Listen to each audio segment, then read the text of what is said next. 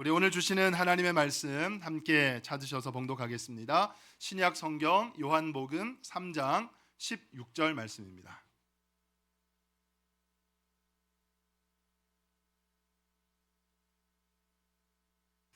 요한복음 3장 16절 말씀.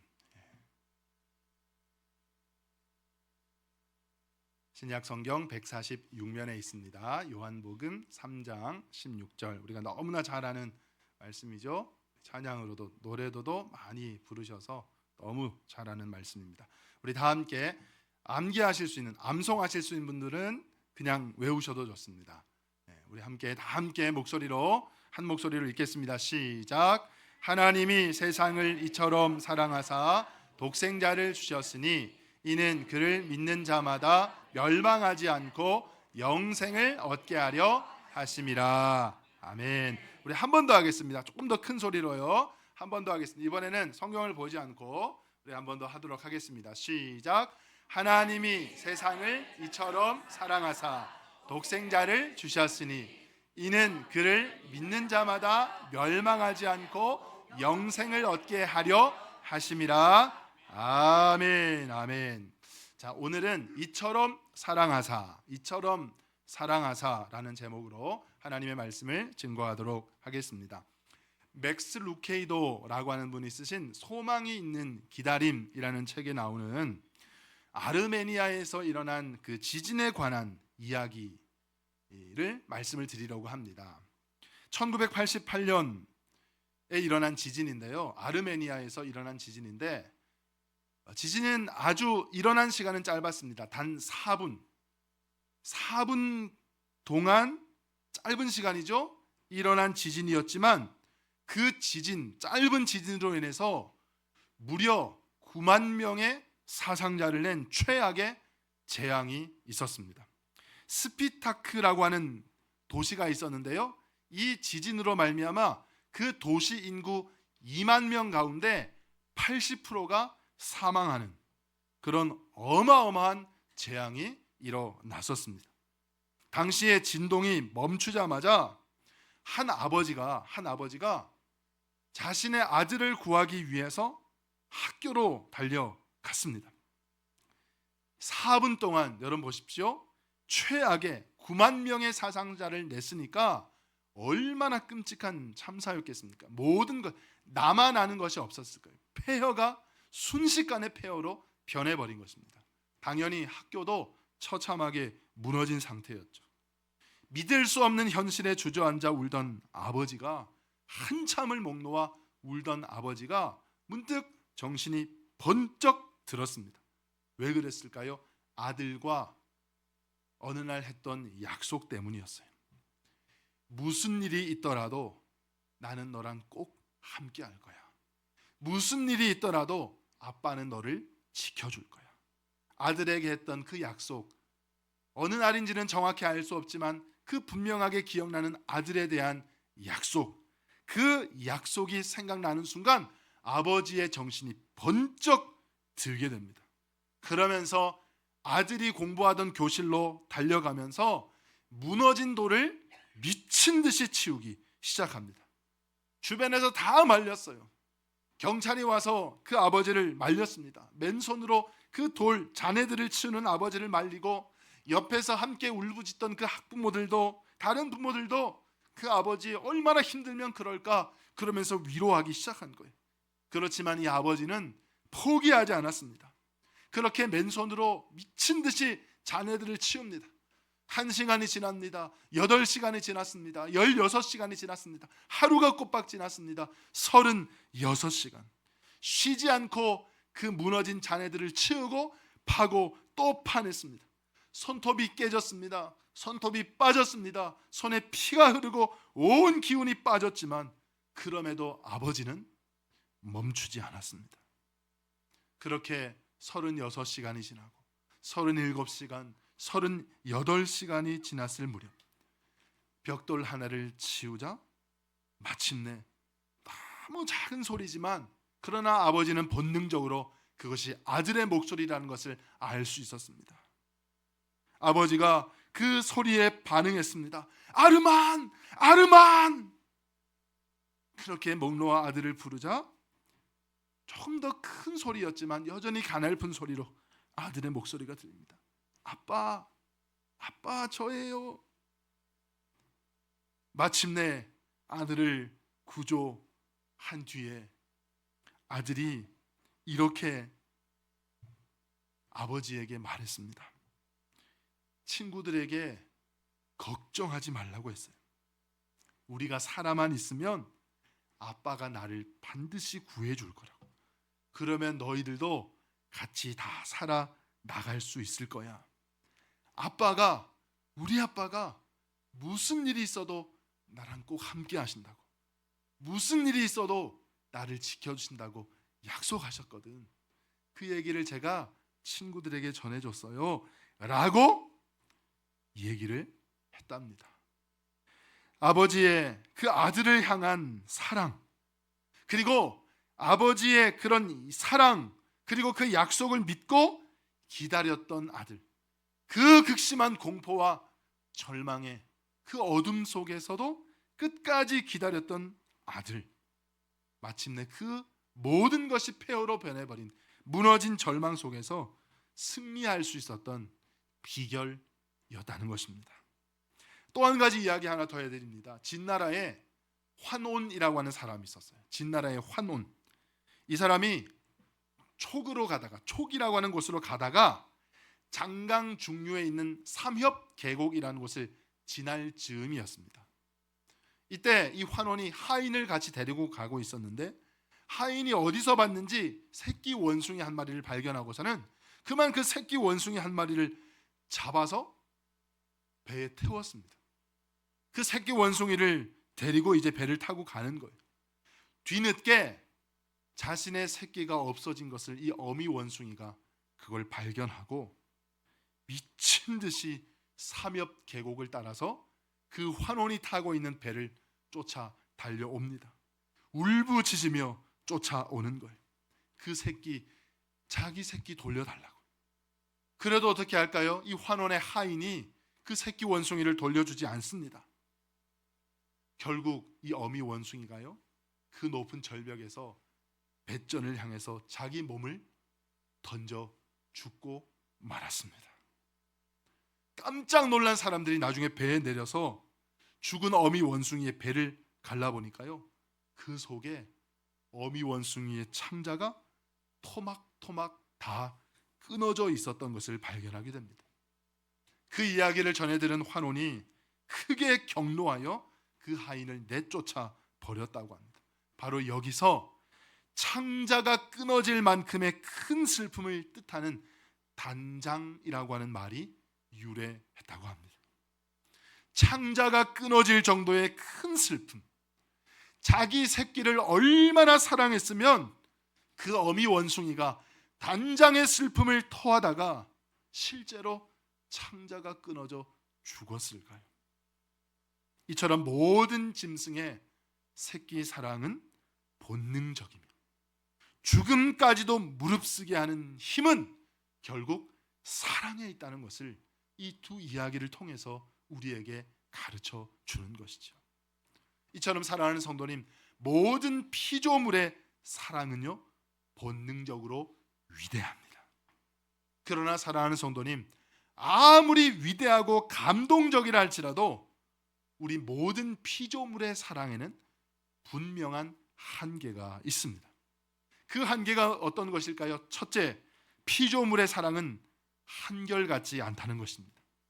우리 인간은 다 어쩔 수 없이 죄 아래에 있는 존재이기 때문에 결국은 다 자기중심적인 존재들이에요. 다 자기중심적이어서 사랑조차 자기중심적일 수밖에 없습니다. 그래서 어떻게 해요? 때로는 사랑이라고 하는 이름으로 고통과 상처를 주면서도 그게 고통과 상처인 줄 모르는 거예요. 뭐라고 생각할까요? 그게 사랑이라고 착각하는 거예요. 왜 그렇다고요? 자기중심적이기 때문에, 자기 입장에서 생각하기 때문에 자기가 생각하는 사랑이 다른 사람에게 고통, 다른 사람에게 억압이 된다는 사실을 깨달을 수 없다는 거예요. 또 한 가지, 모든 피조물의 사랑의 한계일 수밖에 없는 이유는 뭐냐면요, 피조물의 사랑은 진실하지 못할 때가 많기 때문이에요. 정직을 말하지만 때로 우리는 편법을 묵인할 때가 있습니다. 정의를 가르치지만 성공 앞에서 타협할 때가 많다는 거예요.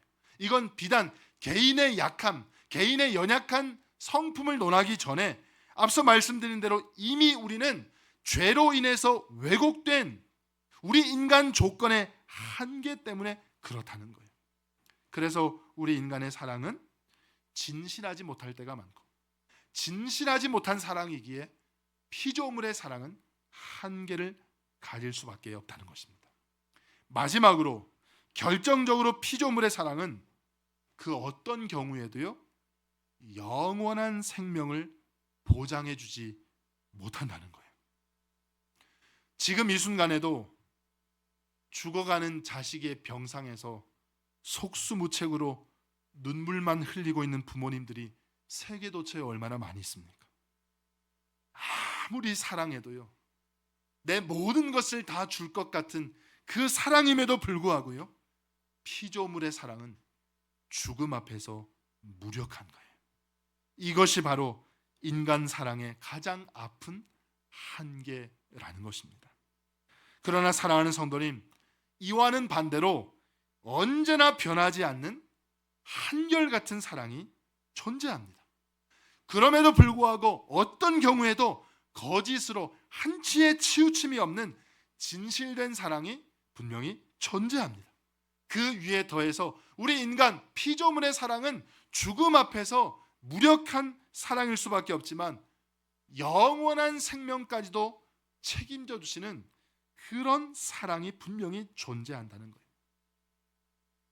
그건 바로 누구의 사랑일까요? 하나님의 사랑이라는 거예요. 하나님의 사랑. 하나님은요, 사랑이십니다. 하나님은 사랑이시자 하나님이 생명이시며 진리이시기 때문에 하나님의 사랑은 늘 한결같으시고 진실되시며 영원한 생명을 공급하시는 유일한 사랑, 진짜 사랑인 줄로 믿습니다. 오늘 이 시간 우리가 세상의 어둠 속에 있지 않고 어떻게 진리의 빛 앞으로 나올 수 있었습니까? 바로 이 하나님의 사랑 때문에.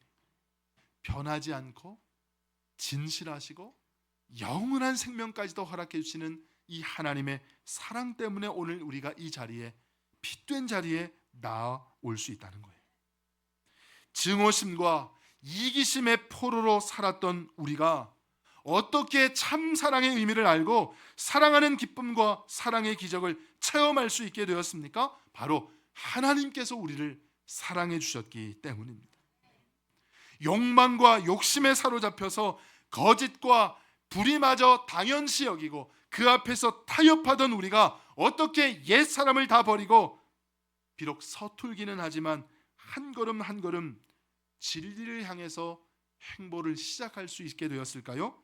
오직 우리를 향하신 하나님의 이 크고 놀라우신 사랑 때문인 줄로 믿습니다. 사랑하는 성도님, 이 하나님의 사랑 안에 항상 머무시기를 예수님의 이름으로 축원드립니다. 자, 그렇다면 오늘 말씀 가운데 우리를 구체적으로 하나님께서 어떻게 사랑해 주셨습니까? 오늘 본문 이렇게 말씀합니다. 하나님이 세상을 이처럼 사랑하사 그랬어요. 하나님이 세상을 이처럼 사랑하셨다 말씀하는 거예요. 이처럼, 여러분, 이처럼 사랑하셨다 이 말은요, 결코 순간의 감정이 아니에요. 하나님의 사랑의 방식을 말씀하는 거예요. 이와 같은 방법으로 우리를 사랑해 주셨다 하는 거예요. 하나님이 이와 같은 방법으로 세상을 사랑하셨다 이 말씀인데요, 그 방법이 뭐였느냐? 하나님께서 독생자 예수 그리스도를 십자가에서 화목 제물을 삼으시는 방법으로 우리를 사랑해 주셨다 그 말씀입니다. 인간의 방법으로는, 우리의 가치관으로는, 우리의 세계관으로는, 인간의 상식과 세상의 합리적인 생각으로는 도저히 있을 수 없는, 상상할 수 없는 방법이었지만 그러나 이 방법 외에는 죄인인 인간이 그 어떤 것으로도 하나님의 자녀로 인정받을 수 있는 길이 없고, 하나님의 자녀된 그 자녀된 권세를 누릴 수 있는, 구원받을 수 있는 길이 전혀 없기 때문에 인간으로서는 도저히 상상할 수 없는 방법이지만, 이 방법으로, 이 방식으로 하나님이 우리를 사랑해 주셨다 하는 것입니다. 사랑하는 성도님, 상상해 보십시오. 독생자 예수 그리스도, 독생자 예수, 하나밖에 없는 너무 귀한 아들을 십자가에서 죽게 하시는, 십자가에 내어주시는 그 아버지의 마음이 어땠을까? 여러분 한번 상상해 보시기 바랍니다. 창세기 22장에 보면 아브라함이 무려 100세에 얻은 아들이잖아요. 100세에 얻은 그 귀한 아들, 정말 그 어떤 것과도 바꿀 수 없는, 눈에 넣어도 아프지 않을 그 너무 사랑스러운 아들, 하나님께서 약속해 주셔서 낳은 그 귀한 아들, 그 아들 이삭을 하나님 앞에 바치기 위해서 모리아 산으로 올라가는 그 장면이 나오죠. 아들을 번제로 드리라는 하나님의 명령에 따라서 아브라함이 이제 떠날 준비를 합니다.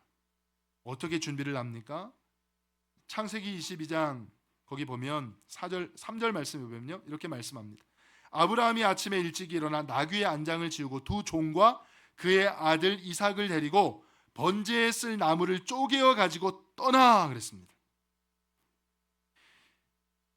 아브라함이 아침에 일찍 일어나 나귀의 안장을 지우고 두 종과 그의 아들 이삭을 데리고 번제에 쓸 나무를 쪼개어 가지고 떠나.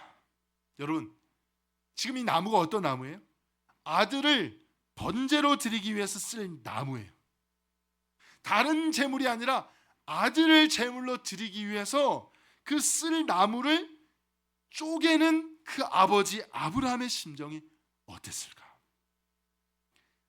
그 아버지의 심정에 대해서 찰스 스펄전 목사님이 이렇게 말씀하신 게 있습니다. 이렇게 말했습니다.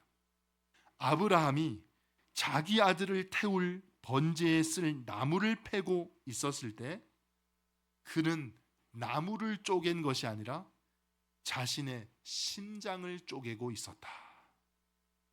나무를 쪼갠 것이 아니라 자신의 심장을 쪼개고 있었다.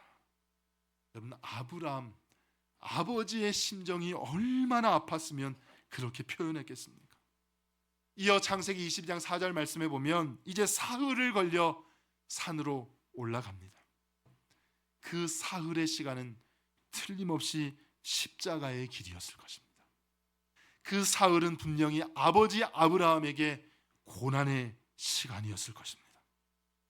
그들이 오르고 있었던 그 모리아 산은 바로 갈보리 언덕의 모습을 우리에게 보여주고 계신 것입니다. 주님께서 십자가를 지고 걸어가시는 그 길이 생각나지 않습니까? 사랑하는 독자 이삭을 내어 주어야만 했던 아버지의 마음, 그 아버지의 마음은 사랑하는 독생자 예수 그리스도를 내어 주셨던 하나님 아버지의 마음과 같지 않았겠습니까? 등에 나무를 지고 자기가 죽어야 할 산을 오르고 있었던 그 이삭의 모습 속에서 우리가 예수님의 모습을 또 볼 수 있지 않겠습니까? 지금 이 순간, 이 시간 가장 큰 아픔, 가장 큰 고통을 당하고 계신 분은 누구였을까요? 예수님께서 십자가에 달리셨습니다. 앞서 제가 아브라함의 말씀을 드렸습니다만, 아브라함은 결과적으로는 하나님께서 나중에 막으셨어요. 아브라함은 막아주셨어요. 하나님 막으셨지만 우리 예수님은 어떻게 하셨어요? 하나님은 실제로 아들을 내어주셨어요. 하나님이 막으셔서 이삭은 결국 살 수 있었지만 예수님은 실제 십자가에서 죽임을 당하셨습니다. 그 십자가상에서 고난을 다 당하셨어요. 그래서 아브라함과 이삭은 예표이지만 십자가에서 이루어진 하나님의 사랑은 완성이라는 것입니다. 양손과 양발에 못을 박히시고 머리에 가시관을 쓰시고 그 몸이 감당할 수 없는 격한 고통과 신음을 토해내시던 그 절정의 시간, 낮 12시쯤 되었을 때 캄캄한 어둠이 온 세상을 덮었습니다. 그리고 온 세계가 잠시 동안 침묵했습니다. 이 세계를 덮고 있었던 어둠의 장막과 같은 침묵, 이건 뭐였을까요? 바로 우리 아버지 하나님의 침묵이었고, 하나님 아버지의 심장을 쪼개는 고통이었다는 것입니다. 그러나 그럼에도 불구하고 하나님께서는 그 아들의 죽음 앞에 끝내 무응답으로 응답하셨습니다. 독생자가 죽어가는 것을 보는 것은 고통이었습니다. 어떤 고통이었다고요? 자신의 심장을 쪼개는 것과 같은 고통. 자신의 죽음과도 같았지만 하나님은 끝까지 그 아들의 절규, 아들의 신음 앞에서 무응답으로 응답하셨어요. 왜 그러셨습니까? 여러분, 이것을 제가 무응답이라고 해서 이것을 잘못 이해하시면 안 됩니다. 이 침묵은요, 이 무응답은 아버지와 아들로서 단절이 아니에요. 아버지와 아들이 인연을 끊는다, 죽을 때까지 보지 말자, 단절의 의미가 아니라는 거예요. 오직 구속 사역을 끝까지 이루시기 위한 하나님의 경륜적 침묵이라는 거예요. 온 인류를 구원하시기 위한 그 구원의 과정에 따른 경륜적 침묵이었지, 아버지와 아들이 인연을 끊는다, 그런 단절에서 오는 무응답이 아니라는 거예요. 그런 단절에서 오는 침묵이 아니었다는 것입니다. 그 이유는 단 하나, 하나님께서 무응답으로 응답하실 수밖에 없었던, 자신의 심장이 쪼개지는 것과 같은 극심한 고통 가운데서도 응답하실 수 없던 이유는 단 하나, 바로 인간에 대한 사랑 때문에, 저와 여러분들을 향한, 나를 향한 사랑 때문이었다는 사실이에요. 요한 1서 4장 9절과 10절 말씀에 이렇게 말씀합니다. 하나님의 사랑이 우리에게 이렇게 나타나신 바 되었으니 하나님이 자기의 독생자를 세상에 보내심은 그로 말미암아 우리를 살리려 하심이라. 그 다음 말씀 보겠습니다. 사랑은 여기 있으니 우리가 하나님을 사랑한 것이 아니요 하나님이 우리를 사랑하사 우리 죄를 속하기 위하여 화목 제물로 그 아들을 보내셨습니다. 로마서 5장 8절에도 이렇게 말씀합니다. 우리가 아직 죄인 되었을 때에 그리스도께서 우리를 위하여 죽으심으로 하나님께서 우리에게 대한 자기의 사랑을 확증하셨느니라. 이런 사랑, 그래서 오늘 본문 말씀이에요. 하나님이 우리를 이처럼 사랑하셨다. 하나님이 이런 방법으로 우리를 사랑해 주셨다고 말씀하시는 거예요. 사랑하는 성도님, 이렇듯 하나님의 우리를 향한 사랑은, 하나님께서 나를 사랑해 주시는 그 사랑은 말뿐만으로 그친 것이 아니라 행동까지 이어지는 사랑이셨고, 선언으로 끝나는 사랑이 아니라 바로 십자가 사랑이었다는 거예요. 우리가 아직 죄인이었을 때, 우리에게 아무 자격 없을 때, 우리에게 아무 공로 없을 때 하나님은 이미 자기의 사랑을 확증해 주셨다는 거예요. 예수 그리스도 독생자 그 아들을 통해서. 사랑하는 성도님, 이처럼 사랑하신 하나님이 이런 방식으로 우리를 사랑해 주셨다는 사실, 이 아버지의 놀라우신 사랑, 자신의 심장이 쪼개지면서까지 우리를 사랑해 주신 그 아버지의 사랑을 깊이 깨닫는 우리 모두가 되기를 간절히 소망합니다. 그럼 이제 우리가 해야 되는 건 뭘까요? 이처럼 사랑하신, 이와 같은 방법으로, 이와 같은 방식으로 나를 사랑해 주신 그 하나님의 사랑에 응답하는 것이 하나님의 사랑받은 자녀의 마땅한 도리라고 하는 거예요. 그 사랑 안으로 들어가야 된다는 것입니다. 이렇게 말씀하죠. 이는 그를 믿는 자마다, 그렇게 말씀하세요. 여러분, 믿음은 단순히 동의가 아닙니다. 믿음은 여러분 단순히 이해됩니다, 그럴 수 있을 것 같습니다, 내가 충분히 수용합니다, 동의하는 게 믿음이 결코 아니에요. 믿음은 뭐라고요? 우리를 향하신 그 놀라우신 사랑, 그 깊으신 사랑 안으로 들어가는 거예요. 사랑 안에 들어가는 게 믿음이에요. 우리 각자의 삶은 이제 그 사랑에 응답하는 삶을 살아가는데요. 어떻게 응답해야 되느냐? 첫째는요, 이 놀라우신 십자가 사랑 앞에서 사랑하는 성도님, 더 이상 자신을 정죄하지 마시기 바랍니다.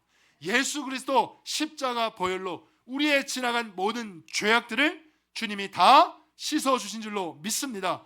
지금 우리가 짓는 죄악들도 주님께서 용서해 주시는 줄로 믿습니다. 앞으로 우리가 짓는 죄 역시 어떻게 해요? 우리가 하나님 앞에 진실하게 회개함으로 나아갈 때 주님은 십자가 보혈로 우리를 용서해 주시는 거예요.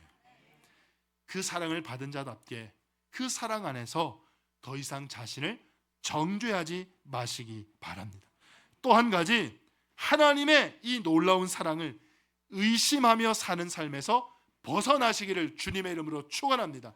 하나님의 사랑을 의심하지 마십시오. 조금 어렵다고, 고난이 있다고, 고통을 겪는다고 하나님께서 정말 나를 사랑하시는 게 맞습니까? 의심하고 반문하지 마시길 바랍니다. 로마서 8장 32절 말씀하잖아요. 로마서 8장 32절 같이 읽겠습니다. 시작. 자기 아들을 아끼지 아니하시고 우리 모든 사람을 위하여 내주신 이가 어찌 그 아들과 함께 모든 것을 우리에게 주시지 아니하겠느냐. 아멘. 사랑하는 성도들이 이 말씀을 꼭 믿으시기 바랍니다. 자기 아들이 10명 있는 것도 아니에요. 100명 있는 것도 아니에요. 단 하나밖에 없는 너무너무 귀한 아들이에요. 그 아들마저도 아끼지 않고 우리 모든 사람을 위하여 나를 위해 내어주신 이가 어찌 그 아들과 함께 모든 것을 우리에게 주시지 아니하겠느냐. 이 말은 뭐예요? 하나님께서 반드시 주신다는 거예요. 모든 것을 허락해 주신다는 거예요. 사랑하는 성도님, 우리 모두가 이 말씀을 확실히 믿으시기를 바랍니다. 세 번째, 하나님의 사랑에 우리가 어떻게 응답하며 살까요? 이 귀한 사랑을 받은 사람답게 용서하며 살아가시기를 주님의 이름으로 축복합니다. 이 귀한 사랑 받았잖아요. 우리가 공로가 있어서 그런 게 아니고, 우리가 공부 많이 해서 그런 게 아니고, 우리가 머리가 똑똑해서 그런 게 아니고, 우리가 착한 일을 많이 해서 그런 게 아니에요. 오직 하나님의 은혜, 전적인 하나님의 은혜, 하나님의 부르심 통해서 죽을 수밖에 없는, 멸망할 수밖에 없는 우리를 건져 주신 거예요. 하나님의 은혜가 아니고서는 설명할 길이 없는 것. 우리는 말씀드렸죠. 1만 달란트 빚을 탕감받은 사람과 같다고. 1만 달란트, 1만 달란트 빚을 탕감받는 사람, 고작 1달란트 여러분 나한테 빚졌다고. 그거 충분히 이해해 줄 수 있잖아요. 여러분, 이 귀한 사랑 받은 자답게 마음을 넓게 용서하며 사랑하는 우리 모두가 되기를 간절히 소망합니다. 마지막으로 조건 없이 우리가 사랑받았잖아요. 다시 말씀드리지만 전적인은 아무 공덕이 없어요. 아무 공로가 없어요. 아무 노력, 그 어떤 노력으로도 하지 않았습니다. 오직 하나님의 은혜, 이것을 우리가 받은 사람, 아무 조건 없이 받았듯이 우리가 서로 공동체 가운데 계산 없는 사랑을 선택하며 사실 수 있기를 간절히 소망합니다. 계산 없는 사랑이 그저 베푸는 삶. 우리를 이처럼 사랑해 주시는 그 하나님의 사랑을 누리는 사람은 그러면 어떻게 될까요? 어떤 상처 속에서도 무너지지 않습니다. 어떤 절망적인 순간에서도 소망을 붙들 수가 있습니다. 교회 공동체, 내가 속해 있는 우리 이웃, 어떤 공동체라 할지라도 그것을 건강하게 세워가고 우리의 삶을 통해서 하나님의 사랑을 증언하는 삶을 살아가게 되실 줄로 믿습니다. 말씀의 결론을 이렇게 맺고 싶습니다. 저희 큰딸 우리 지우가 4살 때였어요. 어린이집 다닐 때였는데요. 제가 어느 날 지우한테 물었어요. 지우야, 아빠 사랑해? 지우가 이렇게 대답했어요. 사랑해. 얼만큼? 그러자 지우가 그랬어요. 자신의 팔을 크기로 벌리면서요. 이만큼 사랑해. 이만큼 사랑해. 여러분, 이만큼 사랑하는 게 얼만큼일까요? 그 자기 팔 4살짜리 짧은 그 팔, 짧은 팔 요만큼만 사랑해, 그 의미였을까요? 아니죠. 자기가 할 수 있는 이만. 그다음 뭐랍니까? 하늘만큼 땅만큼 사랑해. 하늘만큼 땅만큼이라는 거예요. 끝까지 사랑한다는 거예요. 아빠를 너무너무 사랑한다는 거예요. 끝까지 무한대로 사랑한다는 표현이 이만큼 사랑해요. 사랑하는 성도님, 하나님께 한번 여쭤보세요. 하나님 저 사랑하세요? 하나님 말씀해요. 사랑하지. 당연히 사랑하지. 또 한번 여쭤보세요. 하나님 얼만큼 저 사랑하세요? 하나님 말씀하세요. 이만큼 사랑하지. 하나님이 내가 너를 이만큼 사랑하지. 이만큼. 오늘 요한복음 3장 16절 이 말씀요, 하나님이 세상을 이처럼 사랑하사. 여기서 이처럼은요, 이만큼이란 말이에요. 하나님이 세상을 이만큼 사랑하사. 하나님이 우리를 우리 한번 따라해 보겠습니다. 하나님께서 우리를 얼마나 사랑하시냐 한번 하는 거예요. 약간 뱃살이 드러나도 괜찮습니다, 여러분. 셔츠가 빠져도 괜찮습니다. 있는 최대한 발을 뻗으셔서요, 하나님이 우리를 얼만큼 사랑하시는가 한번 하겠습니다. 시작. 이만큼 사랑하시다. 이만큼 저 천장에 다. 하나님이 세상을 이만큼 사랑하사. 여기서 이처럼은요, 여러분 꼭 기억하세요. 이만큼의 사랑, 무한대로 끝까지 우리를 변하지 않고 진실하게 거짓되지 않게. 세상이 그 어떤 사랑도 우리에게 영원한 생명을 줄 수 없는데 독생자 예수 그리스도를 통해서 이만큼 우리에게 영원한 생명, 그렇게 우리를 사랑해 주시는 거예요. 오늘 말씀에 독생자 예수 그리스도 우리를 이만큼 사랑하시기 때문에 예수님을 주셨어요. 예수님도 어떻게 해요? 우리를 이만큼 사랑하기 때문에, 나를 이만큼 사랑하기 때문에 십자가에서 기꺼이 죽음을 수용하신 거예요. 우리 주님은 지금 이 순간에도 나를 이만큼 사랑하시고 우리를 향해서 이 두 팔을 벌리고 계시는 줄로 믿으시기를 바랍니다. 우리 주님이 우리 각자에게 말씀하세요. 내가 너를 이만큼 사랑하는데 내 팔로 들어와 줄 수 없겠냐? 주님께서 말씀하세요. 내가 너를 이만큼 사랑한다. 사랑하는 성도님, 이만큼 사랑하셔서 팔 벌리고 여러분들 지금도 기다리고 계신 주님, 그 사랑에 응답하며 그 사랑에 머물며 그 사랑을 누리며 살아가는 저와 여러분들 될 수 있기를 간절히 소망합니다. 주님께서 그런 우리에게 반드시 우리를 새롭게 하실 줄로 믿습니다.